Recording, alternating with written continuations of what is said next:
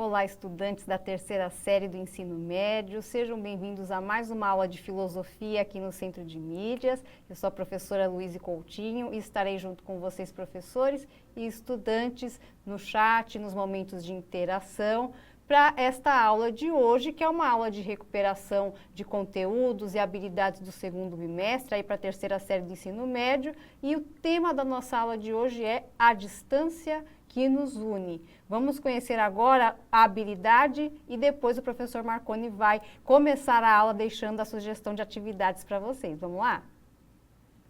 O conteúdo da nossa aula de hoje é a desigualdade entre os homens como desafio da política. A habilidade do currículo do Estado de São Paulo é reconhecer o caráter insatisfatório, ingênuo e mesmo ideológico de certas explicações normalmente aceitas pelo senso comum para o problema da desigualdade. E aí nós temos essa sugestão de atividade para os estudantes, né, professor Marconi? Isso mesmo, Luíse. Obrigado pela sua presença, por essa dobradinha aqui na nossa aula de filosofia. Final de ano, gente, a gente está testando aí umas moderações diferentes, umas interações diferentes, e é sempre bom a gente fazer essa interdisciplinaridade, esse olhar diferente da história, da geografia, da filosofia, da sociologia, convergindo sobre um objeto comum. A gente agradece a participação de vocês. Terceira série, nossa última aula, né? Está chegando já o final do nosso ano de 2020. E já quero deixar um recado aqui em especial aos professores que nos acompanharam na aula anterior. Vocês viram que a gente fez um teste, né, sobre a interação no chat, e só deixando claro que esse teste a gente não consegue realizar em todos os estúdios. Então, nessa aula de agora, na aula da segunda série, que virá logo em seguida, nós não realizaremos o mesmo teste, porque não são todos os estúdios que têm o equipamento adequado para a gente realizar esse momento de interação que a gente está modulando aí para o ano de 2021. Como a Luíse disse para a gente, e como vocês sabem que como diz a Maria Fernanda, é meu modus operandi, né? Sempre no início da aula eu trago uma sugestão de atividade. A sugestão de hoje, gente, é uma pesquisa de indicadores, né? O nosso tema é desigualdade. Então você, aluno que quer entender um pouco mais a desigualdade, talvez até fazendo também uma interdisciplinaridade com a disciplina de geografia, você pode fazer a pesquisa de indicadores e vão aparecer alguns no decorrer da nossa aula, então não se preocupe de indicador do quê? Que indicador que eu procuro?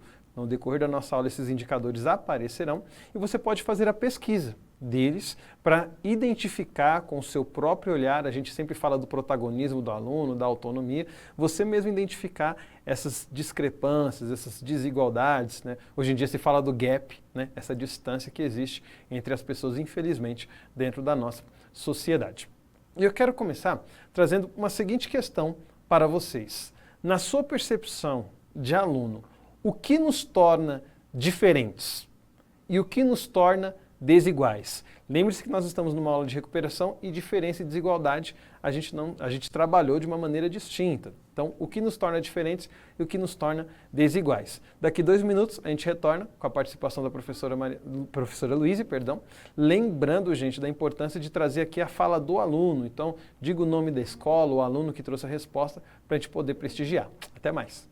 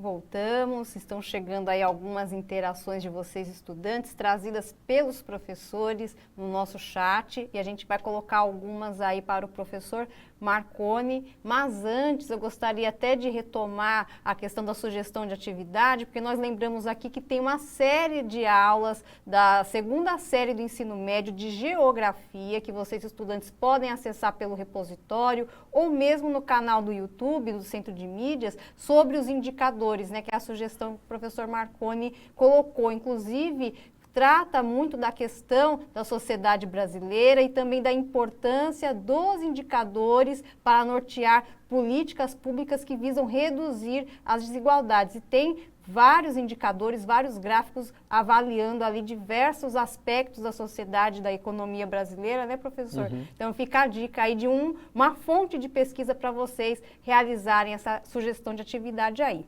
Então, com essa dica, teve um tempinho para chegar mais respostas aqui para a gente, vamos passar para o professor Marconi, então.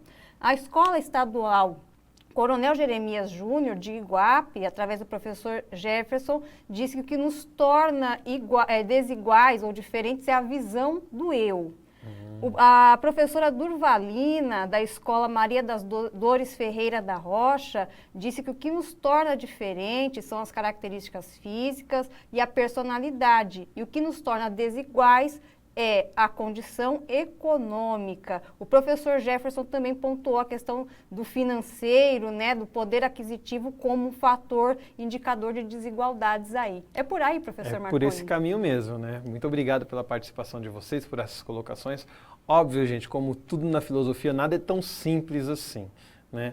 Mas, via de regra, a gente costuma identificar, até a partir de um pensador francês, né, Jean-Jacques Rousseau, a ideia de que a diferença é algo dado pela natureza e a desigualdade é algo que surge a partir de convenções dos seres humanos. Foi com isso que a gente trabalhou, a Maria Fernanda produziu aulas sobre isso, eu também, onde a gente conversou bastante sobre essa questão da desigualdade e das diferenças. É importante a gente identificar nesse sentido onde eu coloco cada questão. Por exemplo, alguns citaram aqui a questão da personalidade, né, que é algo que nos torna diferentes. Onde eu situaria a personalidade? Eu situaria como algo próprio da natureza ou próprio da nossa condição social? É uma questão muito interessante para a gente refletir. Eu tenho tido a oportunidade de participar de algumas aulas como moderador na disciplina de Sociologia, e a Sociologia traz muito essa ideia de que tudo na sociedade é construído. Então, mesmo a personalidade que a gente identifica como algo natural, como algo dado pela natureza, e aqui eu falo da natureza no sentido de algo que nós nascemos com ela, embora a gente sabe que na psicanálise, na psicologia, em outras ciências, também não há um consenso sobre até que ponto algo é determinado pelas influências sociais e algo é determinado pelas condições geográficas ou é determinado pelas condições da natureza. Fato é que a gente consegue fazer uma reflexão justamente sobre isso, né? Até que ponto a minha personalidade é dada por algo que me veio pela socialização, ou seja, pela família que me criou, ou me é dado pelas condições econômicas que eu tive, pelo país no qual eu estou inserido, ou que também me é dado simplesmente por uma questão natural, né? A gente sabe, por exemplo, a questão dos temperamentos, né? O sanguíneo, o colérico, né? São 4, agora me perdoem que eu só me recordo de 2, mas a gente está aqui se enveredando até por outro caminho que não estava previsto, né? Que é o campo aí da psicologia e da psicanálise, né? Que vai nos trazendo essa questão de uma diferença que não é dada pela sociedade e por conta disso não gera uma desigualdade, gera apenas uma distinção, né? Uma distinção, perdão. Agora, quando a gente entende que algumas coisas não foram determinadas nem por uma condição genética, nem por uma condição de socialização necessariamente, mas sim por conta de um acordo coletivo, de uma convenção social que estabelece privilégios, que estabelece benefícios e, por outro lado, também estabelece prejuízos, aí a gente começa a entrar no caminho da desigualdade. Mas a gente vai falar sobre isso logo ali na frente. Quero retomar com vocês aqui, então, o pensamento do Jean-Jacques Rousseau e a questão da desigualdade. Lembrando que o Rousseau nasceu na França, no ano de 1712, e que veio a falecer em 1778. E a obra dele que traz essa discussão sobre a desigualdade é justamente o Discurso sobre a Origem e os Fundamentos das Desigualdades entre os Homens, obra essa que ele escreveu em 1755 por conta de uma competição, né, que ocorreu, um desafio, me perdoem que agora a palavra exata me escapou, né, mas que pedia justamente que pensadores literários apresentassem, né, qual seria a justificativa para ver a desigualdade entre os homens. E aí, nessa obra, Rousseau estabelece essa distinção entre diferença e desigualdade. Ele vai dizer o seguinte: nossas diferenças, também entendidas como desigualdades naturais, vejam que isso é muito importante, decorrem da natureza. Nesse sentido, a distinção na força física, na saúde, na estatura, na idade, em outras qualidades físicas e nas qualidades do espírito estão justificadas, por terem uma origem natural. Então vejam que no pensamento de Rousseau, diferença é dada pela natureza. Se eu quero trazer um outro termo para entender o que é natureza, ele usa sim o termo desigualdade, mas ele adjetiva esse termo. Não é qualquer desigualdade, é uma desigualdade natural. Então, eu tenho uma estatura um pouco maior, a Luísa tem uma estatura um pouco menor, a questão de diversas outras qualidades físicas, características físicas, estabelecem uma diferença que é dada pela natureza. Embora é importante a gente frisar aqui, gente, que mesmo as diferenças naturais, alguns antropólogos, sociólogos e mesmo filósofos discutem se essas características que hoje nós entendemos como naturais são de fato fruto de uma condição natural. Por exemplo, a discussão que se faz hoje, é muito comum a gente escutar as pessoas falarem, olha, é uma questão biológica o homem ser mais forte fisicamente do que a mulher. Mas há estudos que vão trazer a questão de que há milênios atrás a questão da distribuição social das funções ali na tribo, nos grupos nômades, colocou a mulher numa atividade que fez com que a sua força física não fosse desenvolvida e, por outro lado, colocou o homem em outras atividades que fez com que a sua força física se desenvolvesse. E isso, por uma questão hereditária, foi se perpetuando no decorrer do tempo. Então vejam que isso também não é um assunto finalizado, um assunto acabado. Mas de qualquer forma, trazendo aqui a fala do Rousseau, a gente consegue aí trazer essa ideia de que, olha, diferença é aquilo que é dado pela natureza. Por sua vez, por outro lado, a desigualdade ela é social e se expressa na renda, no status que a pessoa tem, no prestígio que lhe é dado, e também é conhecida como desigualdade moral ou desigualdade política. E estas estão condicionadas a uma convenção, ou seja, um acordo, um consenso social que envolve a maioria dos seres humanos. E aqui, gente, é importante, quando a gente usa esse termo, acordo, convenção, não é que a gente chegou, todo mundo concordou que o pobre deve ficar lá embaixo, não é assim, gente. Mas existe uma aceitação, existe uma acomodação, existe uma, como eu já usei o termo aceitação, a estrutura que se estabelece. Então essa convenção não é simplesmente a gente imaginar que houve em algum momento uma assembleia onde olha, quem tem mais fica nessa camada, quem tem menos fica em outra, quem tem mais exerce essa função, quem tem menos exerce outra, Quem deve receber mais é quem exerce determinada função, quem não exerce deve receber outra remuneração ou outro benefício pelas suas ações. Essa convenção, ela foi se construindo de diversas maneiras diferentes, Relações sociais, guerras, ideologias políticas e religiosas. Então, não é um assunto tão simples. Fato é que nós podemos chamar de convenção porque se aceitou, se estabeleceu e se generalizou, se torna um padrão para a maioria. Então, essa é a grande diferença. Enquanto a desigualdade natural ou diferença é dada pela natureza, a desigualdade moral, política ou social, ela nos coloca em condições, em situações, em cenários diferentes na sociedade, graças ao status que se recebe, o prestígio que se recebe, a renda que se possui. Agora veja o que é interessante. Enquanto Rousseau traz essa ideia, se a gente voltar aí uns bons milênios, quase 2 milênios aí para trás, nós vamos encontrar pensadores como Platão, que vai dizer que a desigualdade também é natural. Então, se Rousseau estabelece a desigualdade como algo dado pela sociedade, Platão vai dizer não. A desigualdade, ela também vem da natureza. Não apenas as diferenças são naturais, como a desigualdade também é natural. Lembrando que Platão aí está situado, como eu falei, há quase 2 milênios, né, antes de Rousseau. Ele nasceu em 427 a.C. e vem a falecer no ano de 348, 347. E em uma de suas obras, A República, que foi escrita aí aproximadamente no ano 380 antes da Era Cristã, ele apresenta um mito que fica conhecido como o mito fundador da Calípolis. E nesse mito, né, que não é um mito no sentido grego, que era fruto de uma crença, em que em algum momento foi fruto de um culto religioso, mas um mito no sentido de algo que ilustra o funcionamento das coisas, Platão vai trazer a ideia de que os seres humanos nascem com uma das suas almas mais desenvolvidas, com uma da parte das suas almas mais desenvolvidas. E isso acontece justamente porque, ao serem criados, foi misturado ao corpo humano, à alma humana, foi misturado na alma humana elementos que estabelecem a qualidade dessa alma e que vão determinar a função dela.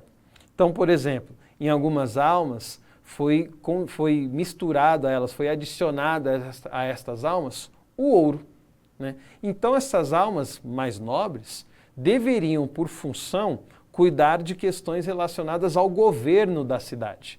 Por isso deveriam ser magistrados ou até mesmo, como Platão vai colocar aí, o rei filósofo, né? Por quê? Porque eles são motivados, são conduzidos pela sabedoria.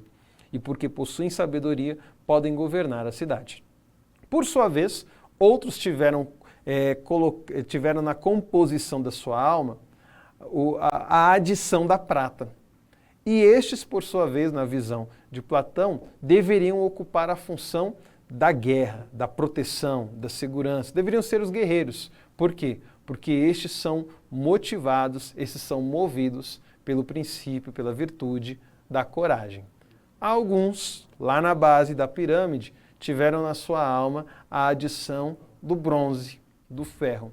E estes deveriam ser aqueles que provêm financeiramente, fisicamente, materialmente a sociedade, ou seja, os trabalhadores, que por sua vez deveriam ser regidos pela temperança. Lembrando que o termo temperança aqui significa equilíbrio.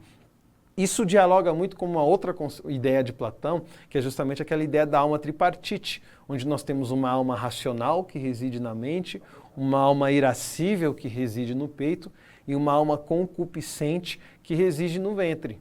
Essa responsável pelo desejo, a alma do ventre, a alma que reside no peito, responsável pela proteção, pela segurança. Por quê? Porque a gente protege com muito mais afinco aquilo que a gente ama, né? Basta ver uma mãe protegendo o seu filho, né? Eu sou daquela geração que arrumava confusão na rua, né? E tinha 10 caras querendo me bater, mas bastava minha mãe aparecer para colocar os 10 caras para correr, porque é minha mãe, né?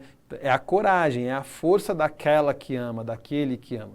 E nós temos a alma racional que deveria governar as duas almas, né? Platão não coloca que uma deve substituir as outras, né? Mas qual que é a grande questão que a gente identifica em Platão? Primeiro, a desigualdade é natural. Segundo, a sociedade deve se organizar de acordo com esta desigualdade natural. A posição social de cada um deve se estabelecer de acordo com uma condição de nascença. Se você nasceu nessa condição de nascença, né, você deve ocupar determinadas funções. Esse é seu destino. É assim que a sociedade se mantém funcionando, em ordem, né, organizada. E aí, nesse sentido, eu quero fazer uma pergunta para você, aluno, e aí você responde aí no chat da sua escola, que o seu professor traz a questão aqui para a gente. Você concorda com a perspectiva de que as características naturais determinam nossa posição social? Ou seja, de acordo com as características que o Rousseau chama de físicas, dadas pela natureza. Você concorda que isso deve determinar a posição que a gente ocupa na sociedade? Responda trazendo aqui a justificativa. Por quê? Então, se você não concorda, por que você não concorda? E se você concorda, pelo mesmo motivo, por quê? Tá ok? Daqui 90 segundos a gente retorna.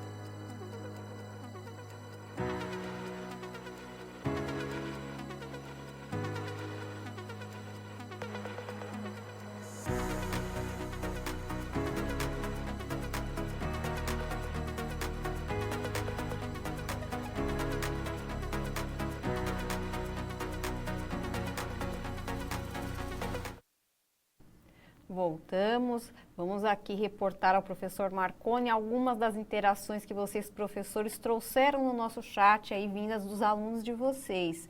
Muitos professores, professor Marconi, estão falando sim e não. O professor Carlos, a professora Cristiane, todos eles pontuam essa ambiguidade, né? Essa possibilidade dessa dupla resposta, né? O professor Jefferson trouxe uma justificativa que é a seguinte: escolhemos o que seremos e somos a sociedade que vivemos, ou seja, essa questão é uma escolha, né, do indivíduo. O professor Carlos pontuou aqui: a sociedade vigente estipula características naturais que dão status. Interessante. Interessante. O professor Gessé, eu acho que é esse o nome, sim, devido da ação da própria sociedade, né? Então, alguns falando de escolhas do indivíduo e outros colocando que a sociedade dá esse cardápio de escolhas para o indivíduo. E sendo assim, de que forma, então, o indivíduo está fazendo uma escolha consciente, independente? Não é tão autônomo, né? Afinal de contas, a coisa está meio limitada, né? Exatamente, a coisa está pré-estabelecida. Perfeito. Obrigado, Luiz. Obrigado a todos os professores. Vejam, gente, que é óbvio que essa pergunta é uma pergunta que abre campo aí para uma discussão gigantesca, né? Tanto no sentido daqueles que defendem, não, a gente tem uma escolha, né? Mas essa escolha, até que ponto ela é incondicionada, né? Nós trabalhamos o conceito de liberdade em algumas aulas e a gente falava dessa questão, né? Da liberdade condicionada, da liberdade situada, da liberdade restrita, né? Então, entender que, de uma certa forma, as minhas características naturais determinam, sim, né, a minha posição social, levanta uma série de questões. A gente sabe que houve momentos na história, não só pegando a sociedade idealizada por Platão, né? Nós sabemos em muitos momentos da história onde a questão da cor da pele era extremamente relevante, a posição social era sim determinada por isso. Então, uma pessoa que não tinha a pele branca, de forma alguma, poderia alcançar determinadas posições sociais. E a gente não precisa ir muito longe no tempo, galera. Eu lembro que alguns anos atrás, qualquer posição social alcançada por uma pessoa negra virava notícia, né? Primeiro presidente negro, primeiro âncora de jornal negro, a primeira protagonista negra, né? Então nós vivemos numa sociedade onde isso ainda ocorre, né? Recentemente eu vi algumas movimentações, por exemplo, da Ordem dos Advogados do Brasil pedindo equidade, por exemplo, na participação das mulheres nas bancas, nos conselhos, nas presidências, nas representações estaduais, né? Porque ainda são posições ocupadas em grande parte por homens, por exemplo. E a gente sabe que se nasceu homem ou se nasceu mulher ou a coloração da pele não é uma coisa, por exemplo, que está ao alcance da pessoa num primeiro momento, né? Então, a gente sabe que isso existe, a questão é o quanto isso é justificável ou não, o quanto isso é aceitável ou não.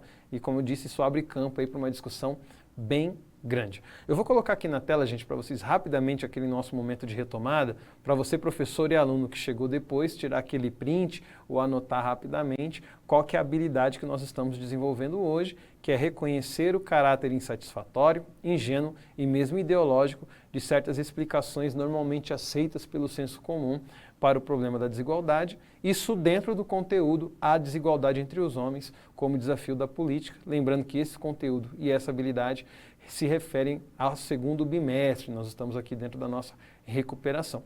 E eu tinha dado para vocês como sugestão de atividade justamente uma pesquisa de indicadores. Por quê? Justamente porque os indicadores são uma das grandes ferramentas que nos ajudam a medir a desigualdade. Tudo bem, a gente fala que a desigualdade existe. Como é que eu quantifico isso? Como é que eu consigo medir essa desigualdade? E aqui é importante, então, a gente brevemente conceituar a desigualdade social e aí perceber como que esses indicadores avaliam, identificam a presença desta na nossa sociedade. Então, entende-se hoje como desigualdade social a diferença entre as classes sociais, considerando-se as dimensões econômicas, educacionais, culturais, entre outras. Algumas das formas de auferi-la, ou seja, de conferi-la, de identificá-la, são a faixa de renda, e aqui eu coloquei de uma maneira simples, até por uma questão estética do nosso slide. Então nós temos as faixas de renda menor, as pessoas que recebem menos de 2 salários mínimos, as pessoas que recebem de 2 a 4, de 4 a 10, de 10 a 20 e acima de 20 salários mínimos. Então essas são as faixas de renda. Lembrando que essa não é a única divisão de faixa de renda, tá, gente? Nós temos outras formas de dividir a renda dos brasileiros por faixa. Então essa é uma forma da gente medir a desigualdade. Enquanto tem pessoas que recebem mais de 20 salários mínimos, nós temos pessoas que recebem menos de 2. Uma outra forma de identificar a desigualdade é usando um indicador que é muito famoso, talvez um dos mais conhecidos, que é o famoso IDH, o Índice de Desenvolvimento Humano. Né? E o Índice de Desenvolvimento Humano, basicamente, ele avalia 3 aspectos da vida do indivíduo e da sociedade, que são a educação, a saúde e a renda. Então, no aspecto educacional, a escolaridade, o nível de escolaridade, né, a alfabetização, são elementos que contam. Né? Na questão da saúde, não é apenas se a pessoa é saudável ou não, mas o acesso que essa pessoa tem à saúde. Então, existe um plano de saúde, existe uma rede pública de saúde que atende, que dá conta de atender as demandas da sociedade, e isso até afeta a questão da mortalidade e a questão da renda, como a gente já viu no indicador anterior. Então, essa é uma outra forma de a gente identificar a desigualdade. Inclusive, um dos elementos muito interessantes nos indicadores, e eu tenho certeza que o Antônio Russo trabalhou isso com vocês, com o pessoal da segunda série, é que ao mesmo tempo que o indicador ele é um parâmetro muito importante para a política pública, ele tem que ser olhado com um olhar criterioso, porque ele esconde desigualdades. Né? Quando eu pego um indicador a nível Brasil, eu preciso entender que esse indicador a nível Brasil, ele não representa a mesma realidade lá no Rio Grande do Sul e no Acre, por exemplo. Né? São situações diferentes, né? São números diferentes. Por isso que a gente, inclusive, avalia aí os indicadores a nível Brasil, a nível região, a nível estado, a nível município e até mesmo a nível de bairro. Né? Se a gente pega na cidade de São Paulo, por exemplo, a expectativa de vida, se você mora num bairro nobre ou numa periferia, chega a variar mais de 15 anos de idade, gente, a expectativa de vida em 2 bairros dentro de uma mesma cidade. Então, os indicadores eles precisam ser vistos também com um olhar criterioso, é importante a gente falar disso. Uma outra forma da gente avaliar a desigualdade é um indicador já não mais tão famoso assim como o IDH, que é o IDF, que foi inclusive criado aqui no Brasil para poder servir de parâmetro para algumas políticas públicas, que é o Índice de Desenvolvimento Familiar. O que o IDF avalia? A vulnerabilidade. O que é a vulnerabilidade, gente? É a chance que aquela família tem de se colocar numa situação de risco, seja esse risco financeiro, esse risco de saúde. Vou dar um exemplo. Uma família onde nós temos uma adolescente que está gestante. Existe uma vulnerabilidade maior naquela família, porque essa mãe, por exemplo, ela tem uma chance de largar os estudos, por exemplo. Ou aquela criança, ela pode ter algumas dificuldades que se ela nascesse numa família onde a gente entende que teria uma estrutura melhor para recebê-la, ela teria um melhor acesso à saúde, melhor acesso à educação. Né? Então a vulnerabilidade identifica isso. Né? Quais são os elementos dentro da vida daquela família que fazem com que ela corra mais risco de passar dificuldades ou que ela corra menos riscos ou até não tenha risco nenhum, pelo contrário, tenha chances, oportunidades de melhorar a sua condição atual. Então, a vulnerabilidade, o acesso ao conhecimento, que a gente pode entender aqui como educação, acesso ao trabalho, disponibilidade de recursos, né, internet é um exemplo disso, o desenvolvimento infantil e as condições habitacionais. Para a gente parece absurdo, né, mas existem lugares, existem residências no Brasil que não existe um banheiro, gente. Tem escolas que não têm banheiro, né? A gente sabe os desafios que a educação, que as famílias precisam vencer para conseguir ter uma condição mais digna. E esses indicadores ajudam a gente a perceber isso, né? O como que quem tem precisa valorizar o que tem e quem não tem até perceber, poxa, porque às vezes a gente naturaliza, né, Luiz, a desigualdade, a gente se acostuma, né? Nunca teve, por que teria, né? Exatamente, né? E agora com essa questão toda da pandemia, isso ficou muito evidenciado. Verdade. E a gente consegue ver em alguns locais essa desigualdade crescente, né? No número dos moradores de rua, eram pessoas que há pouco tempo tinham uma condição mínima de sobrevivência, mas com a perda dos empregos, olha aí a vulnerabilidade, um simples fator pode mudar o curso, o destino daquela pessoa, Verdade. né? Basicamente é isso de que trata esse índice do IDF. E infelizmente, no Brasil, cada vez mais, e por conta até dessas circunstâncias, no Brasil e no mundo, né, professor Sim. Marconi, a gente tem visto aí como que essa questão da vulnerabilidade, das desigualdades, elas vêm saltando aos olhos aí da gente. É verdade.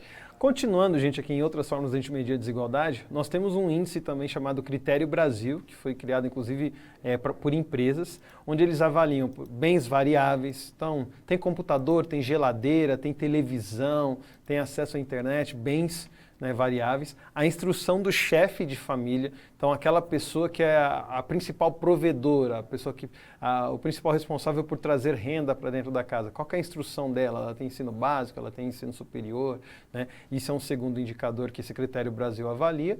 E o acesso ao serviço público, acesso à saúde, acesso à educação, acesso a serviços jurídicos, né, que a população também precisa.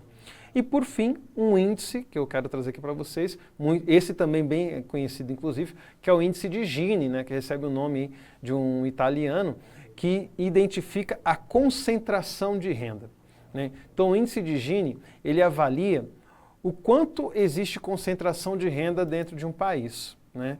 Então, existem países com um indicador de Gini mais positivo, ou seja, a renda é melhor distribuída, as desigualdades são menores, né? E, por outro lado, existem países com uma avaliação negativa, ou seja, a gente tem uma concentração de renda muito grande, poucas pessoas ganhando muito e muitas pessoas ganhando pouco.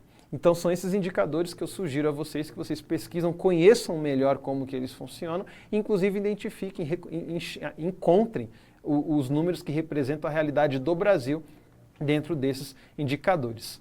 Gente, eu dei este nome a essa aula, A Distância que Nos Une, justamente por conta de um relatório produzido por uma instituição internacional que também atua aqui no Brasil, chamada Oxfam, e eles têm um relatório que recebeu justamente esse nome, A Distância que Nos Une, o como todos nós somos vítimas da desigualdade. Olhem essas informações que vão aparecer na tela para vocês, para a gente perceber como nós estamos. 6 pessoas no Brasil têm uma riqueza equivalente ao patrimônio dos 100 milhões de brasileiros mais pobres, gente. Olha o que é isso. 6 pessoas têm a mesma riqueza, o mesmo patrimônio do que 100 milhões de brasileiros que estão aí na parte mais pobre da nossa classificação social. Uma mulher trabalhadora que recebe um salário mínimo por mês, ela vai levar 19 anos para receber o mesmo que um super rico ganha em um único mês. No ritmo atual, apenas em 2089 os negros terão equiparação salarial aos dos brancos. Com a tendência histórica, ou seja, no ritmo que a gente está indo, apenas em 2092 a gente vai chegar ao mesmo patamar do Reino Unido, né? Isso considerando que o Reino Unido estacione. Enquanto os 10% mais ricos gastam 21% de sua renda com impostos, os 10% mais pobres gastam 32%. A gente ouve falar tanto aí da questão da reforma tributária, né? Esses números não ajudam a gente a entender isso. Imaginem, gente, uma pessoa que ganha R$1.000 comprometer R$320 da renda dela com impostos e uma pessoa que ganha 10 milhões comprometendo 21%. A diferença, por mais que esses 21% sejam muito mais do que os 31%, 32%, perdão, do mais pobre, a falta que isso faz na vida dessa pessoa é significativamente muito maior, né? Continuando, um outro problema que nós temos aqui no Brasil é o que a gente chama de pobreza intergeracional, ou seja, uma pobreza que vai sendo herdada. Enquanto os ricos herdam riqueza, o pobre herda pobreza, e isso é grave, né? Famílias pobres no Brasil, do jeito que as coisas vão hoje, levariam 9 gerações para atingir a renda média que o país tem. No Brasil, a persistência geracional é de 70%. Gente, o que isso quer dizer? 70% fica na camada social em que nasce. Não evolui, não cresce economicamente. E mais de 1/3 dos mais pobres permanece na base da pirâmide social, ao passo que apenas 7% consegue se posicionar entre os mais ricos. Então, enquanto 7%... Por isso que a gente tem que tomar cuidado com aquela ideia, né? Eu gosto muito da fala de um amigo meu advogado, em que ele fala, a gente tem que tomar cuidado para não transformar a exceção em regra. A gente vê uma exceção e fala, o cara era pobre, né, e ficou super rico. Ele é a exceção, ele não é a regra. E aí, para a gente finalizar, gente, eu quero trazer aqui para vocês algumas justificativas contemporâneas. Eu perguntava para vocês o que justifica a desigualdade. E a gente vai ver agora a fala de alguns pensadores, de alguns sociólogos e antropólogos que tentam justificar a desigualdade. Uma das linhas de justificativa da desigualdade é o que a gente chama de meritocracia, né? Um termo, inclusive, até comum a nós, a gente ouve falar volta e meia sobre a meritocracia. Nós temos, por exemplo, Kingsley Davis e Hubert Moore, que vão dizer o seguinte: a desigualdade ela é justa. Por quê? Porque os talentos, os esforços, eles são raros. Então é justo que essas pessoas com talentos raros, as raras pessoas que se esforçam, elas sejam atraídas pela desigualdade de recompensa. Ou seja, quem faz mais, quem tem um talento nato, precisa ser atraído por ganhar mais do que aquele que tem menos, faz menos. Se quem tem menos e faz menos ganha a mesma coisa do que o talentoso e o esforçado, eu desestimulo esse talento raro. Então, na visão desses dois pensadores, a desigualdade na retribuição ela é justa. O melhor é atraído pela melhor recompensa. Se eu distribuo tudo por igual, eu desestimulo o esforço raro, né, o talento raro. Lembrando aqui, gente, que nós estamos apresentando perspectivas diferentes. Como filósofos, é importante que a gente conheça os dois lados e construamos, você como aluno, a sua posição, o seu pensamento acerca desse tema que é a desigualdade. Existe um antropólogo americano também chamado Oscar Lewis, e ele ainda traz uma outra questão. Ele fala, existe uma cultura da pobreza. O que é essa cultura da pobreza? O pobre ele vai disseminando no seu meio social, na sua família, na sua vizinhança, o hábito de ser pobre. Então, por exemplo, ele não vai se esforçar tanto. Para que eu vou trabalhar tanto para ter uma condição de vida melhor? Meu pai tinha uma casa igual a minha, meu pai só estudou até tal série, por que eu vou estudar também? Né? Meu pai sobreviveu com salário mínimo, para que eu vou me matar para ganhar 2, 3, 4, estudar igual um louco, ter que se vestir igual esses mauricinhos, como a gente costuma falar. Então ele fala que existe uma cultura da pobreza. Vejam que essas justificativas, elas responsabilizam o pobre. Né? Ele está nessa condição porque ele cultiva essa cultura de pobreza, ou porque ele não se esforça para desenvolver algo que lhe dê uma recompensa melhor do que a que ele recebe hoje. Outro pensador americano, Charles Murray, também sociólogo, ele vai dizer o seguinte: os dependentes se acomodam na relação de dependência de recursos públicos. Ou seja, a pessoa ela recebe recursos do Estado e ela se acostuma, ela se acomoda a receber esses recursos. Sabe aquela história de que é melhor ensinar a pescar do que dar o peixe? É mais ou menos essa ideia. Já que estão me dando peixe, para que eu vou aprender a pescar? Né? Então, essa é uma linha de explicação da desigualdade. Óbvio que existe um contraponto, que é o que a gente chama de desigualdade estrutural. Um dos principais pensadores que vão trazer essa ideia é Karl Marx, onde ele vai dizer, olha, o sistema capitalista está baseado na exploração. Né? Não existe capitalismo sem desigualdade, sem pobreza. Para que existam ricos, é necessário que exista pobreza. Então, a pobreza não é culpa do indivíduo, ela é responsabilidade do sistema. O sistema empurra o indivíduo para a pobreza, para que a mão de obra seja barata e assim aumente o lucro daquele que é dono do capital, para que ele aceite condições inferiores. Então, por N motivos, o sistema se estrutura dessa maneira, garantindo que o pobre continue pobre. Né? Até porque, e aqui eu quero trazer um outro pensador, que é o Herbert Gans, também americano, ele vai dizer que a pobreza ela tem uma função social que atende o interesse do mais rico. O pobre vai fazer funções que o rico não quer fazer. Servir, trabalhar num restaurante, trabalhar com limpeza, né? Com várias funções que o rico não quer se colocar. Existem produtos que são próprios para essa faixa de renda. Então, por conta disso, o sistema mantém a pobreza, assim garantindo, né, fazendo valer a continuação da pobreza. Gente, eu peço desculpa por ter falado demais. Agradeço a vocês pela participação. Peço que vocês visitem depois no repositório esse slide, porque eu trouxe ali sugestões de filmes, sugestões de livros, né? E passo a palavra aqui para a nossa professora Luíse. Eu agradeço em nome de todos os professores que estão parabenizando a aula. Muito obrigada, professor Marconi. E, claro, estudantes, professores, não deixem de avaliar a nossa aula através do QR Code e do link que estão aparecendo aí na tela. Tchau, tchau, pessoal. Até a próxima. Feliz Natal, feliz Ano Novo, tudo de bom. Tudo de bom.